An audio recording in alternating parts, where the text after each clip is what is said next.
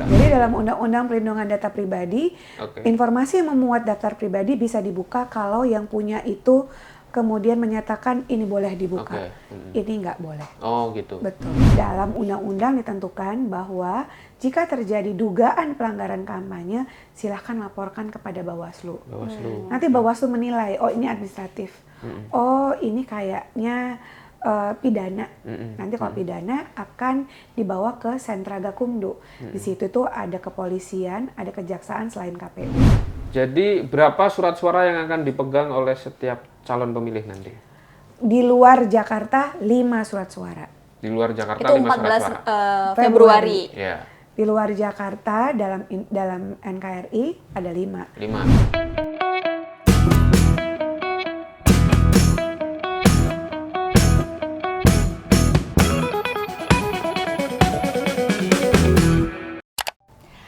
Sobat Bisnis, berjumpa kembali bersama dengan Ngeklik, obrolan politik yang menggelitik yang pastinya asik. Bersama saya Ririn Oktaviani. Saya Stefanus Arif Setiaji. Dan kali ini kita sedang berkunjung ke Komisi Pemilihan Umum dan kita tentunya akan ngobrol-ngobrol seputar dengan pemilu ya, ngobrolin soal pemilu, persiapan pemilu bersama Komisioner Komisi Pemilihan Umum. Ibu Betty Epsilon Idros. Ibu Betty Epsilon Idros. Iya Mas Arif, Mbak Ririn, halo. Kabar baik ya Bu ya, tetap sehat Bu. Sehat. Perjalanan masih panjang Bu. Lagi sibuk-sibuknya Bu. Lagi sibuk-sibuknya Bu. Ya lumayan lah Mas. Namanya juga kerjaan, gimana dong. Tapi Bu, berbicara soal sudah mendekati masa kampanye dan lain sebagainya, persiapan dari KPU ini sudah sejauh mana sih Bu? Persiapannya sudah menjalani beberapa tahapan dari awal tanggal 14 Juni 2022. Sekarang bergelombang, kegiatannya banyak sekali. Saya sendiri Kadif Data dan Informasi sudah menetapkan, kita sudah menetapkan DPT, Daftar Pemilih Tetap. Tanggal 20-21 Juni tingkat kabupaten kota. Lalu kami rekapitulasi di tingkatan KPU Republik Indonesia tanggal 2 Juli tahun 2023. Lalu kemudian kita bertahap nih sekarang sedang melayani pemilih yang pindah memilih nih Mas. Sesuai dengan ketentuan, Lalu kemudian manajerial Big Data KPU menuju satu peta data pemilu tahun 2024. Daftar pemilih tetap total 204 jutaan. 204 jutaan tersebar di 38 provinsi. 128 negara perwakilan sedunia. Betul. Oh ya, karena tidak hanya di Indonesia saja, tapi juga daerah pemilihan di luar negeri juga ya Bu ya. Lalu kita sudah menetapkan calon presiden dan wakil presiden tanggal 13 kemarin November. Tanggal 14 November adalah pengambilan nomor urut untuk calon presiden dan wakil presiden. Jadi setelah itu kita akan terus berpacu dengan tahapan dan program. Dalam waktu dekat tanggal 28 November kita sudah mulai kampanye nih Mas Arif. Tanggal 28 November sampai dengan 3 hari menjelang hari H pemungutan suara.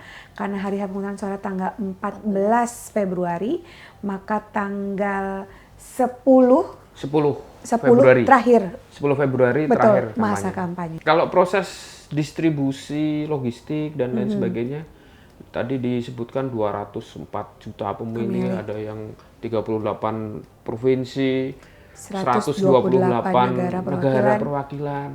Kayak apa Bu itu distribusi logistiknya? Alhamdulillah sih sekarang ada 2 term pengadaan logistik Mas. Jadi term pertama dan term kedua. Nah ada beberapa yang sudah sampai ke gudang-gudang kantor KPU Kota. Saya sendiri sudah melihat di Jakarta Timur, gitu. Bilik. Sebagian kotak sudah ada di beberapa daerah. Surat suara menunggu ya Mas, karena kan belum ini betul daftar calon tetapnya kan sedang ada sedang ada yang memberikan gugatan ke Bawaslu. Oh gitu. Jadi kita tunggu. Tapi sebagian besar sih sudah bisa naik cetak bagi mereka yang tidak menggugat beberapa dapil. Kalau tidak salah sih hanya 20 apa 21 dapil yang kena gugatan dari sekian banyak dapil se-Indonesia. Nah, untuk logistik sendiri tentu sudah ada planning mana yang harus sampai duluan. Apa-apa saja yang sudah bisa sampai duluan. Karena logistik itu kan harus dikelola yang datangnya dari mana-mana, dikelola dalam kotak itu ada surat suara, ada formulir, ada alat coblos, dan seterusnya. Itu halnya detail sekali. Pengalaman kami waktu kami di KPU Provinsi DKI Jakarta, itu kan harus disortir dulu surat suaranya, dilipat, disetting, lalu dimasukin dalam kotak, baru kemudian ditutup, disegel, baru dikirimin ke TPS. Selambat-lambatnya sampai ke TPS H-1 menjelang hari H pemungutan suara. Ruang penyimpanan juga diperhitungkan. Betul. Jadi kantor-kantor KPU kabupaten kota sepanjang masih bisa mengakomodasi semua logistik bisa ditaruh di situ. Tapi kayak Jakarta kurang, Mas. Karena satu kelurahan saja Jakarta Timur itu ada yang 1000-an TPS. Jadi kalau dikali kotak suaranya ada 4 Jakarta, luar Jakarta ada 5, tentu tidak memadai. Kalau ditaruh di kantor KPU-nya atau kantor kecamatannya nanti. Sehingga beberapa tempat di Indonesia itu memerlukan sewa gudang. Nah, karena kan kita harus menjaga, Mas, bebas rayap, bebas banjir, keamanannya, sampai kemudian barang itu sampai ke TPS nantinya. Pusing, Bu. Ibu, yang tidak kalah penting juga daerah-daerah yang kemudian 3T gitu ya Bu, yang terluar dan sebagainya, atau di wilayah timur sendiri seperti apa Bu? Ngirim pakai kapal, gitu-gitu Bu. Ada yang pakai kapal, pakai kuda, pakai motor, ada pakai tenaga manusia, karena memang tidak memungkinkan naik kendaraan, semuanya sudah dipertimbangkan oleh teman-teman KPU Kabupaten Kota. Untuk daerah-daerah 3T biasanya dikirim lebih cepat. Dikirim lebih cepat, lalu harus berkoordinasi dengan banyak pihak kepolisian, tentara, begitu agar bisa sampai ke lokasi. Untuk luar negeri, pos kan ada 3 metode, Mas, penggunaan hak pilih di luar negeri. Datang langsung ke TPS, melalui kotak suara keliling, atau melalui pos. Kalau untuk pos sudah dikirim terlebih dahulu, 30 hari menjelang hari pemungutan suara, itu sudah dikirim ke pemilih, agar pemilih bisa balik lagi kepada setiap kantor perwakilan. Itu biasanya daerah-daerah mana Bu, kalau yang luar negeri? Wah, banyak, Mas. Setiap negara itu ada. Kalau misalnya Filipina itu kan daerah sama kayak kita ya, kepulauan-kepulauan, maka mereka akan dikirim terlebih dahulu. Lalu daerah-daerah Papua Nugini itu akan dikirim terlebih dahulu, Timur. Ada beberapa, mereka sudah men-setting ini harus dikirim terlebih dahulu karena daerah kondisinya sudah diprediksi jadwal pengiriman dan lain sebagainya gitu ya Bu, ya sudah diakumulasi gitu ya. Jadi dibalik gegap gempita di ibu kota misalnya ya, di banyak hal-hal yang secara teknis secara teknis harus dipikirkan oleh KPU ya ternyata. Detail. Betul. Jadi logistik itu kan barang itu tidak tiba-tiba sampai di situ. Harus dipilah-pilah, disetting, lalu kemudian dihitung, jangan sampai salah hitung, berita acaranya, formulirnya, waduh banyak banget, Mas. Itu kesiapan dari sisi sumber daya manusia di KPU seperti apa, Bu? Ini kan bukan kali pertama ya pemilu di Indonesia, dan kami sendiri di KPU DKI dulu misalnya Mas ya, berkaca pada pengalaman, kita kan juga punya daerah 3T seperti Pulau Sebira di Kepulauan Seribu. Jadi kalau misalnya kami dulu DKI, kita listing, Sebira harus lebih dulu karena jauh banget misalnya. Lalu kemudian untuk penggunaan kapal harus tidak cukup kotak suaranya saja, tapi harus dibungkus dengan plastik diikat gitu. Misalnya demikian. Plastiknya juga bukan plastik ini ya Bu, plastik teng-tengan. Bukan, plastik gede untuk memuat kotak itu, Mas. Karena formulirnya kan panjang-panjang juga, surat suaranya, apalagi form C plano, itu kan besar ya, dan harus dilindungi kan, jadi harus diplastikin. Nah, banyak sekali ya pekerjaan detail soal logistik ini. Dan waktu itu juga kita dibantu oleh polisi air misalnya, betul, atau masyarakat yang punya kapal bisa sampai ke Sebira. pemerintah daerah misalnya waktu itu untuk membantu sampailah logistik ke Sebira. Misalnya demikian. Itu untuk memastikan bahwa pemilu berlangsung tepat waktu. Betul. Dan bersamaan ya, bersamaan. Betul, karena tanpa logistik itu maka pemilih tidak akan bisa menggunakan hak pilihnya. Iya, iya. Berbicara soal pemilih, Bu, ada juga yang mungkin anak rantau, terus anak rantau, dan lain sebagainya yang kemudian di hari H tidak bisa pulang ke kampung halaman di wilayah dia TPS yang memilih gitu kan. Nah, gimana sih Bu tahap demi tahapnya ketika ingin pindah TPS gitu, memilih gitu-gitu. Memilih. Ya. Jadi dalam Undang-Undang 7 tahun 2017 sudah diatur soal hak pilih dalam daftar pemilih kita. Ada 3 hal daftar pemilih kita tuh. Daftar pemilih tetap.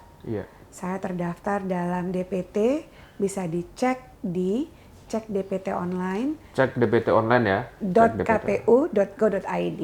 Cek DPT online.kpu.go.id. Masukkan nama dan?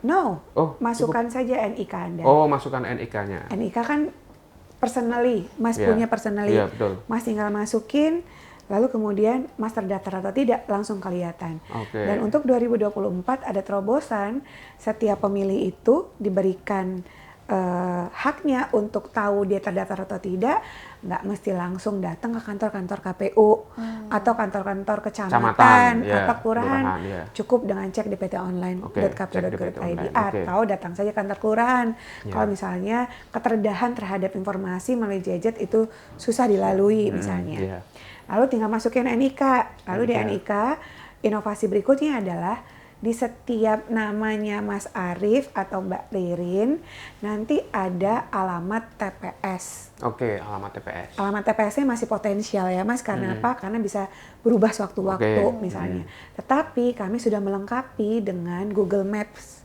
Google Maps. Jadi ada titik koordinat, itu pemilih untuk terdaftar dalam DPT. Kalau misalnya saya sudah terdaftar, saya orang Medan nih, ingin gunakan hak pilih di Jakarta.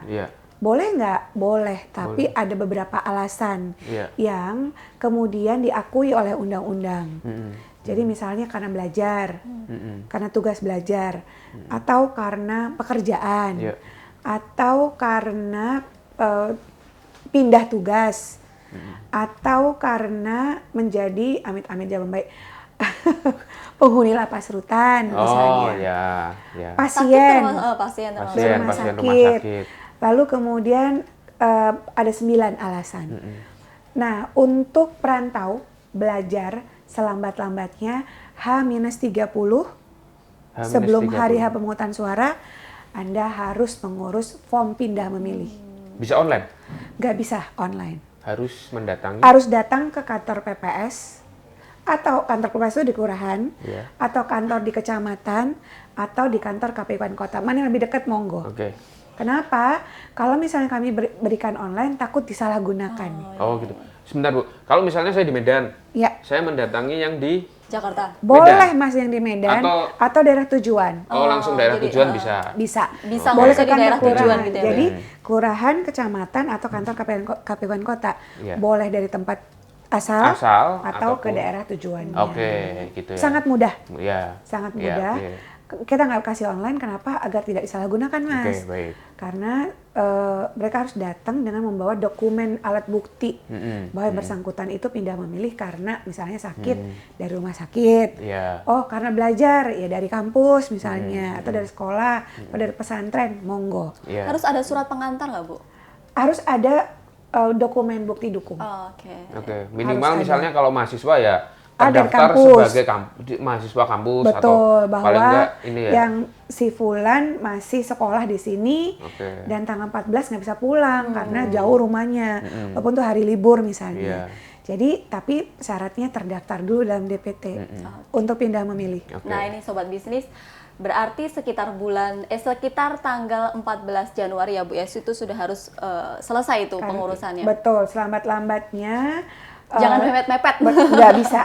Kalau misalnya H-29 nggak bisa. Karena bunyi undang-undang. Misalnya mendadak nih, saya tiba-tiba ada tugas ke mana? Kalau alasan tugas, selambat-lambatnya H-7. H-7, ya. Jadi gitu. Itu putusan MK, Mas, bukan KPU yang buat. Jadi bisa mengurus sampai Betul, karena pengalokasian pindah memilih untuk pemilu tahun 2024 sudah ditentukan oleh KPU. Oke. Jadi tidak bisa lagi bawa form A pindah memilih itu kemana saja. Supaya apa? Supaya tidak ada yang menyalahgunakan. Buat form A5 seenaknya bisa pindah memilih di mana saja, nggak bisa lagi. Semuanya terlist atau terrecord dalam sistem informasi data pemilih kita. One man, one vote. One man, one vote, one value, biar tidak disalahgunakan. Yang terakhir, kalau tak terdaftar dalam DPT, tetap bisa menggunakan hak pilih sepanjang memiliki KTP elektronik, menggunakan hak pilih di alamat sesuai dengan alamat TPS. Lalu kemudian datang 1 jam terakhir dan baru dapat menggunakan hak pilih sepanjang surat suara tersedia. Undang-Undang 7 tahun 2017. Jadi proses untuk yang akan pindah memilih, kemudian maupun yang belum tercatat itu sebenarnya semuanya sudah terwadai. Jadi ya gunakan hak pilih lah ya. Ya, harus dong. Kalau cinta Indonesia gunakan hak pilih. Satu suara Anda sangat menentukan katanya. Bu, di Pemilu 2024 ada Pilpres, kemudian ada Pilkada juga nantinya. Tapi kemudian yang jadi sorotan lebih banyak adalah Pilpres gitu kan. Iya, karena juga, Pilpresnya duluan kan. Ada beberapa tahap yang kemudian besok akan mulai kampanyenya gitu kan, Bu. Tapi ada juga yang sangat tidak kalah menariknya adalah debat capres. Debat capres. Gitu kan. Tapi Cawapres. Seperti KPU kemarin sudah membocorkan sedikit berkaitan soal pelaksanaannya akan sedikit berbeda dengan tahun 2019 gitu kan. Bisa juga Ibu tambahin bocorannya berkaitan soal pelaksanaan dari debat. Debat itu adalah salah satu metode kampanye yang diatur oleh undang-undang. Debat yang akan diselenggarakan oleh Komisi Pemilihan Umum dalam hal ini sebagai host itu akan diselenggarakan untuk calon presiden dan wakil presiden. Sebanyak berapa kali? Undang-undang menyatakan 5 kali. 5 kali. 5 kali di mana saja kami sedang mempertimbangkan untuk dilakukan di Jakarta atau luar Jakarta. Lalu kemudian karena akan melibatkan tidak hanya pada pasangan calon tapi juga tim kampanyenya. Nah, tentu hal ini memerlukan banyak sekali persiapan. Dan nanti kami akan menentukan tema-tema apa saja. Karena ini debat tentu harus bisa menggali banyak hal dari setiap pasangan calon terhadap satu isu atau 2 isu atau 3 isu yang akan disampaikan pada setiap sesi debat. Sehingga misalnya saya dengan Mbak Ririn harus kelihatan bedanya, harus kita bisa berdebat begitu ya untuk satu isu demi Indonesia yang jauh lebih baik ke depannya. Seperti apa? Karena ini adalah pemimpin kita di masa yang akan datang. Sehingga pemilih mendapatkan manfaat, mendapatkan informasi bahwa mungkin Betty lebih baik daripada Mbak Ririn untuk satu isu ini. Dan pemilih dengan berbagai latar belakang isu tentu akan menilai juga cara penyampaiannya lebih oke Mbak Ririn daripada Betty dan seterusnya sehingga debat sebagai salah satu metode kampanye itu dapat meyakinkan orang pemilih bahwa visi misinya saya sebagai capres lebih menarik sehingga orang mau nanti datang ke balik bilik suara nyoblos saya. 5 kali, Bu, maksimal atau? 5 kali dalam undang-undang. 5 kali itu capres cawapres? Gimana? Kalau dalam undang-undang 3 kali capres, 2 kali cawapres. Bahwa nanti di setiap sesi tentu pasangannya tetap datang ya, Mas. Jadi kita lagi mempertimbangkan nanti isunya, moderatornya, hosting televisinya, lalu kemudian kan kita harus nyiapin panelis nih, Mas. Panelis Betul, panelis itu outputnya adalah pertanyaan. Mereka adalah orang-orang ahli, mereka berpengalaman, yang pasti independen. Panelis itu nanti yang memilih KPU juga, betul. Akademisi ya, banyak kan. Biasanya akademisi, praktisi. Sesuai tema yang kemudian sedang diangkat gitu atau NGO, atau LSM. Dan pertanyaan itu disusun mereka biasanya akan berdiskusi, ini data saya karena mereka praktisi atau akademisi, mereka punya datanya, ini data kita, yuk kita coba bicarakan. Jadi kayak FGD gitu ya, menyusun pertanyaannya ya? Betul, betul sekali. Dan KPU nggak boleh tahu pertanyaan itu. Oh gitu ya, KPU nggak boleh tahu ya? Nggak boleh. Oh iya, saya baru tahu. Saya kira sebelum pertanyaan itu KPU turut serta dalam tim. Kita percayakan kepada mereka, mereka juga akan bahkan saat menjaga sesi integritas. debat. Yes, betul. Gitu. Itu pertanyaan tertutup. Nanti langsung ditanyakan antara moderator dengan capres cawapres kita. Masyarakat bisa memberikan masukan pertanyaan nggak? Nanti boleh aja kali ya kalau misalnya mereka punya data mungkin kan biasanya gitu. kepada panelis. Ya, Nih gue punya data nih, tolong dong ditanyain nanti biar panelisnya meramu, menyusun. Bisa aja sih. Tapi untuk panelis tidak tertutup ya? Artinya nanti akan dibuka oleh Pengalaman 2019 baru diberitahu saat mau debat dilakukan. panelisnya? Yes. Oh gitu. Jadi misalnya ada 3 panelis. Ada banyak mas biasanya. Ada Baru jadi satu. sesi misalnya nih debat tema A, tema B, tema C. Itu biasanya 1 kali debat. Tema A mungkin ada 35 orang, berapa orang nanti kita tergantung kita. Mereka akan kita briefing, lalu kemudian mereka akan berdiskusi dengan data yang mereka punyai, lalu mereka akan meramu sendiri pertanyaannya. Dipilih saat itu juga? Apanya nih? Yang pas ditunjuk untuk pas jadi panelis itu Iya. pada saat mau debat ya? Oh enggak dong, enggak. Oh iya. Mereka tuh dipilih beberapa saat sebelumnya, nanti Untuk mereka gitu menyusun ya. pertanyaan. Oh gitu. Menyusun pertanyaan kan harus ngumpulin data mas, datanya kapan, masih available atau enggak, masih punya sangkutan apa enggak, nanti tinggal ditanyain aja. Biar pertanyaannya sesuai komprehensif dengan visi misi dari capres dan juga karena cawapres. kita harus menggali visi misi mereka agar masyarakat tahu, oh nanti kalau soal kemacetan Bu Betty ini punya solusi kayak gini. Bu, saya juga penasaran nih, kalau tadi kampanye capres cawapres, kalau kampanye caleg, ya kan? Kalau yang Kampanye diatur caleg. oleh undang-undang adalah kami melakukan kampanye debat kali mas, debat.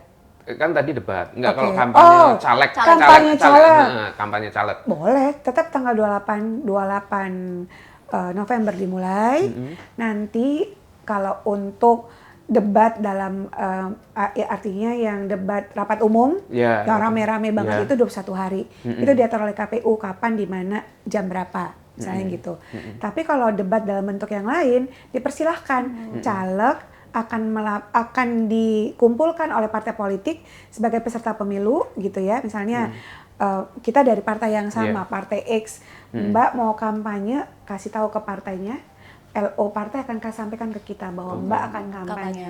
Di sini metodenya mungkin dari rumah ke rumah atau metode pertemuan tertutup, itu namanya tatap muka, terbatas atau tertutup, berapa orang, kapan, jam berapa, lalu kemudian siapa tim kampanye yang diturunkan, itu akan harus dilaporkan oleh partai politik ya, bukan oleh Mbak kepada kami, tapi oleh partai politik kepada KPU diberitahukan, kepada Bawaslu diberitahukan, kepada polisi diberitahukan. Bu, tadi kan ada banyak sekali media kampanyenya ya Bu ya. Tadi kalau capres ada itu, kemudian caleg juga ada tadi melaporkan kepada KPU.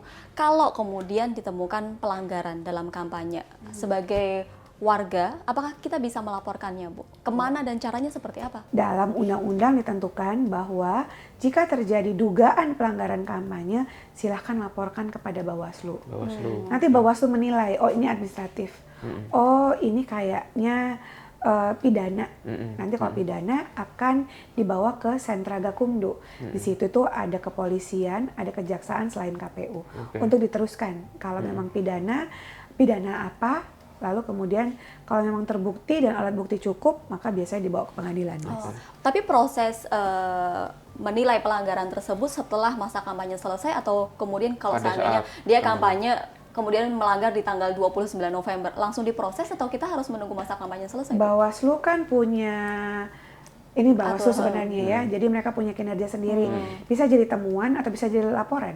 Temuan itu mungkin Bawaslu melihat, dia langsung bisa nangani, sepanjang pengetahuan saya ya. Nanti kalau misalnya itu ada laporan, tentu mereka harus mengumpulkan beberapa alat bukti. Bu, caleg itu juga bisa diakses ya? Apanya nih? Ininya, daftarnya. Caleg. Boleh dong, namanya daftar calon tetap. Di info.pemilu.kpu.go.id. Semuanya terbuka. DCT, ada. betul. Daerah pemilihannya dan lain sebagainya. Dapilnya silahkan dilihat, diklik dulu dapilnya, betul. Partainya apa saja bisa dilihat. Tapi ada beberapa profil yang tidak bisa dibuka. Itu memang ketentuan KPU atau memang itu permintaan? Jadi dalam Undang-Undang Perlindungan Data Pribadi, informasi yang memuat daftar pribadi bisa dibuka kalau yang punya itu kemudian menyatakan ini boleh dibuka, ini nggak boleh. Oh gitu. Betul. Oke. Jadi masyarakat bisa mengakses calon anggota legislatif. Betul. Dan masyarakat bisa menilai. Kalau misalnya Mbak lebih terbuka pada saya, kan masyarakat yang menilai. Kayaknya saya lebih suka yang terbuka daripada yang Mbak Betty nggak tahu apa-apa tentang dia. Iya. Bu, pesta demokrasi kan 5 tahunan gitu kan. Tentu di 5 tahun ini banyak juga yang kemudian menjadi pemilih pemula. Atau kemudian yang usianya kemudian bergeser. Tapi kalau di 2024 ini kan banyak anak-anak muda gitu kan Bu, yang kemudian akan melakukan pemilihan yang pertama. Bagaimana nih KPU kemudian melakukan sosialisasi? Karena kan kalau kita lihat di tahun 2019 masih ada juga nih beberapa rakyat yang kemudian belum menggunakan hak pilihnya. Gitu. Kalau sosialisasi ranahnya ada dan sudah kami lakukan berkali-kali ya. Kalau untuk anak muda sih sekarang tuh misalnya kita buat film Kejarlah Janji. Garapan Mas Garin Nugroho. Itu sangat simpel, pesan yang disampaikan tuh simpel sekali tapi penuh makna, dalam, tapi disampaikan dengan bahasa kita keseharian. Ada humorisnya, ada romantisme sedikit gitu ya. Lalu kemudian tapi tetap bernilai edukasi. Jadi salah satunya melalui film atau melalui budaya, atau melalui kegiatan kirap pemilu yang sudah dilakukan oleh KPU di semua kabupaten kota se-Indonesia. Nanti titiknya akan sampai ke sini sehari sebelum roadshow gitu ya Bu ya? Betul, roadshow.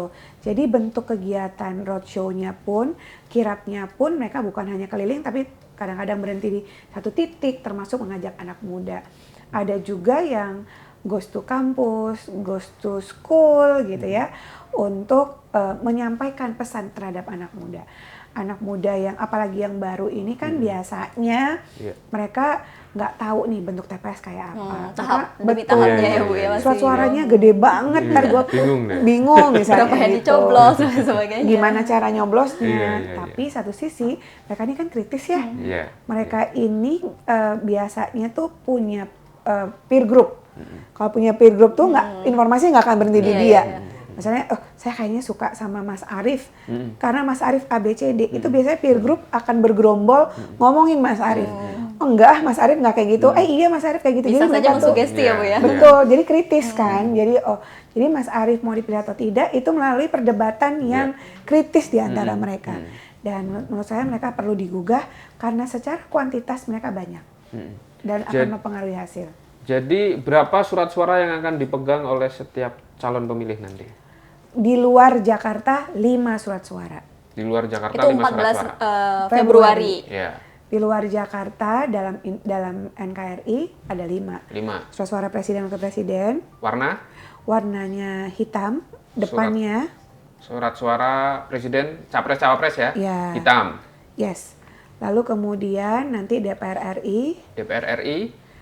Tunggu ya, saya jelasin dulu. DPR RI, DPRD Provinsi, DPRD Kabupaten Kota, DPD, Dewan Perwakilan Daerah. Untuk di luar Jakarta, itu untuk luar Jakarta. Di dalam Jakarta tidak ada DPRD Kabupaten Kota. Tidak ada DPRD Kabupaten Kota. Karena kekhususannya. Jadi hanya ada 4. Ada 4. 128 negara perwakilan hanya ada 2. Hanya 2 surat suara presiden dan wakil presiden, dan surat suara untuk calon anggota DPR RI. Capres dan DPR RI. Betul. DPR RI-nya yang mana? Dapil 2 DKI Jakarta. Meliputi Jakarta Selatan, Jakarta Pusat, dan luar negeri. Jadi yang ada di luar negeri hanya pegang 2 surat suara. Capres, cawapres, dan DPR RI, Dapil 2. Dapil 2. Betul. Jadi dilihat nanti Dapil 2 siapa calonnya. Betul. Dan silahkan kenali, dan nanti jangan bingung, surat suaranya gede, terutama untuk DPR RI, DPRD Provinsi, dan DPRD Kabupaten Kota. Ada fotonya nggak untuk yang DPR RI surat suaranya? Yang ada fotonya hanya presiden, wakil presiden, dan DPD. Oh, yang ada fotonya semuanya ya. Jadi kalau yang DPR RI, DPRD, Provinsi, DPRD dan DPRD Kota, Kabupaten Kota hanya memuat logo partai, tanda lambang partai, nomor urut partai, dan nomor urut calon dan nama calon. nama calon. Jadi kalau sudah menentukan pilihannya Pilihan, sekarang, sudah ngecek di mana itu Betul. caleg online, caleg itu ya, daftar caleg berarti diingat namanya karena Dan di caleg nomornya. ada fotonya kan Bu, ada kalau di caleg di DPRD. DPT Dep- ya, di DCT. DCT itu ada. Di DCT ya, daftar calon tetap ada Betul. fotonya. Tapi di surat suara nggak ada. Di surat suara Jangan tidak ada nyari-nyari fotonya. nanti. Iya, jadi loh kok nggak ada fotonya nih gitu. Kalau kemudian Diinget-inget di surat namanya. suara DPD gitu kan, Iya. jangan kemudian Kalau DPD terkesima ada. sama, ya DPD jangan terkesima ada. sama fotonya Ya, gitu dia kan. terkesima Tapi sama visi-misinya. fotonya. Tapi memang begitu. Saya kemarin juga nyari-nyari daftar calon tetap yang pertama kali dilihat fotonya, Bu. Wah, ini fotonya. Dan kita punya 18 partai politik loh ya. Oh iya, 18 partai politik. Betul. Di Calon anggota DPR RI nasional, nasional. DPD provinsi dan kota, kecuali untuk Aceh Kecuali Aceh. 24. Teman-teman di Aceh, warga di Aceh 24 ya. Untuk DPRA, DPRD provinsinya Aceh, dan DPRK, DPRD kotanya di Aceh. Oh, tapi DPR RI tetap 18. DPR. Jadi mereka menyebut DPRD provinsinya DPRA. DPR Oke. Aceh Oke. provinsi. DPRK itu sebutan untuk Kabupaten. DPRD kabupaten kota yang ada di Aceh. Tapi tetap di Aceh tetap 5 surat suara. Tetap 5 surat Oh, suara. 5 surat suara. Betul. Cuman Tapi peserta DPRD-nya pemilunya ya, DPRD-nya 24. 24. Bu, ini pertanyaan yang Apa? nggak kalah penting, Bu. Kan tanggal 14 Februari besok kan adalah hari libur nasional ya, Bu, ya, akhirnya.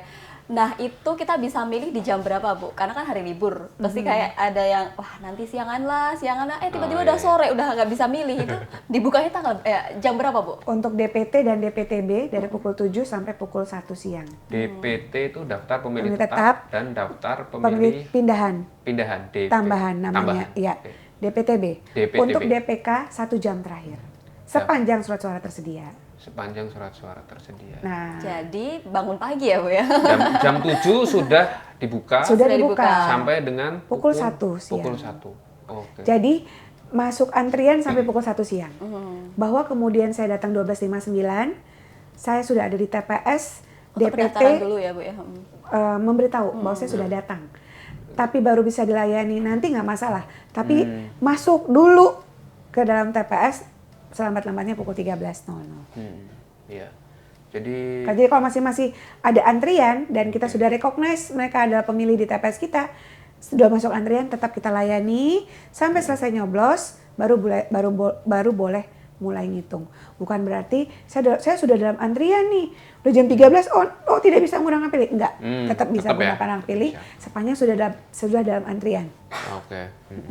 Bu, ini di Pilpres sendiri, tim kampanyenya itu kan juga masih banyak juga orang-orang yang kemudian tokoh-tokoh politik yang kemudian masih menjabat di pemerintahan gitu kan. Bagaimana KPU kemudian memastikan bahwa KPU tetap netral dan tidak bisa diganggu gugat atau diintervensi apapun gitu. KPU adalah salah satu instansi negara, institusi negara yang sudah diatur dalam Undang-Undang Dasar 1945 adalah bersifat mandiri, tetap, dan nasional. Kemandirian kami tentu harus ada integritasnya dan kemudian netral, imparsial. Dan sejak dilantik kami sudah menyatakan itu. Sejak pencalonan juga ada surat pernyataan. Lalu kemudian KPU ini tidak bekerja dalam ruang hampa. Dia bekerja disaksikan oleh banyak orang. Tentu ini harus kami jaga sebaik mungkin, tidak hanya pada tingkat nasional tapi level pada paling bawah. Nah, KPU ini kan sebagai penyelenggara. Yang namanya penyelenggara, dia harus memperlakukan sama kepada semua peserta pemilunya. Karena mereka kan akan saling intip. Oh, KPU kayaknya lebih ke kanan, lebih ke kiri. Itu tentu tidak menguntungkan bagi KPU. Jadi kami berusaha bekerja secara profesional, penuh integritas dan imparsial terkait dengan penyelenggaraan. Oke. Terakhir Bu, kalau misalnya ini saya masih ini ya yang terkait DPT pas saat pencoblosan. Kan karena tadi ada 5 surat suara, kemudian kotaknya ada berapa Bu? 5 juga. 5 juga. Betul. Misalnya salah memasukkan kotak suara nggak apa-apa kan? Nanti bisa dipindah saat ini, pada saat Penghitungan penghitungan. suara. Sebaiknya, jadi begini, kami kan ada 7 KPPS nih. 7 KPPS itu 7 petugas tingkat TPS Oke. plus 2 orang. Oke. 2 orang ini yang jaga depan dan jaga belakang. Oke. Nah, yang 7 orang ini punya tugas masing-masing. Oke. Untuk yang menjaga kotak ada 1. Jadi sebelum dimasukkan ada warnanya, Mas. Oke. Jadi warna kotak yang ada label kuning, masukin Berarti untuk surat suara kuning. Kuning, gitu label ya. hitam kasih Warna hitam hitam. dan seterusnya dan seterusnya. Dan itu biasanya Sudah diarahkan juga betul. ya, gitu ya. Untuk Jangan buta warna, Nah, karena jangan. buta warna. Untuk teman-teman disabilitas, apakah juga ada pendamping dari? Boleh. Oke. Jadi tidak hanya disabilitas, bagi masyarakat yang membutuhkan pendampingan, misalnya orang tua yang tangannya tremor ya, jadi takutnya salah coblos gitu, boleh didampingi oleh orang yang mereka percaya. Bukan KPU yang menentukan, bukan KPPS yang menentukan. Iya, iya. Nanti orang yang mereka percaya itu akan mengisi form bahwa saya mendampingi si X dan akan menjaga kerahasiaan yang dicoblos oleh si X. Karena dia butuh bantuan, itu boleh. Harus ada dokumen kuasa gitu, Bu? Surat Namanya kuasa form, dan lain kami sebagainya? siapin nanti. Oh, oke, Oke. oke. Form A7 namanya dulu, sekarang form A pendampingan. Oke. Ini juga yang terakhir lagi, Bu. Terakhir Bu ya. Enggak. Ini untuk keabsahan Iya. pada waktu mencoblos. Waktu mencoblos Di muka kalau gambar seandainya- partai politik, terus mencoblos caleg. Artinya dalam satu kolom itu, misalnya ada 2 coblosan, itu sah atau enggak? Sah. Sah. Tapi kalau misalnya nih coblosan pada tanda gamang partai, Ya, lalu pada namanya Mas Arief, ya. maka suara dikasih ke Mas Arief Oke. 1 kali Satu kali sah ya. Sah. Berarti satu partai, satu nama caleg. dalam satu kolom yang sama. Satu kolom yang sama. Tapi dalam Kalau tidak sah, kalau misalnya dinyatakan tidak sah, kalau misalnya ada kolom partai X, partai Y, dicoblos di sini, dicoblos di Y. Oke. X dan Y dicoblos. Atau ada batas antara X dengan Y, Mas coblos iseng. Tengahnya nggak kelihatan. Atau misalnya nama calon di partai X di sini juga dicoblos. Itu nggak boleh. Oke. Jadi Menjadi tidak sah. Oke, jadi sah itu ketika dalam Satu kolom yang sama. Tapi pada satu kolom yang sama, dia coblos tanda lambang partai, nama Mas Arief, nama Mbak Ririn. Bingung kan? Itu Oh, untuk si oke. partai 1 kali. Oh gitu. Misalnya iya. saya nyoblos nomor caleg di satu kolom, nomor 1 sama nomor 3 Iya. gitu.